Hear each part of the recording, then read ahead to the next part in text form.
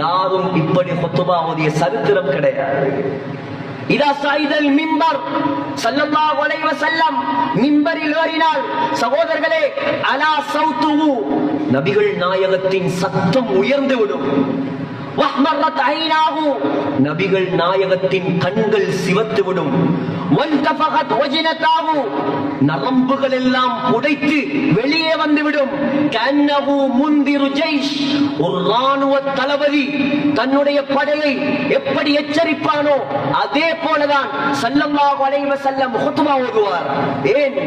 இந்த சமூகத்தை சுவர்க்கத்தின் பக்கம் கொண்டு செல்வதற்காக, இந்த சமூகம் கபரில் வெற்றி அடைவதற்காக ஸல்லல்லாஹு அலைஹி வஸல்லம் சக்கராத்தில் கூட அழுதார், சக்கராத்தில் கூட துடித்தார்கள். இந்த சமூகம் தொழுகையை விட்டுவிட்டு நரகம் போய்விடக் கூடாது. ஆனால் சகோதரர்களே,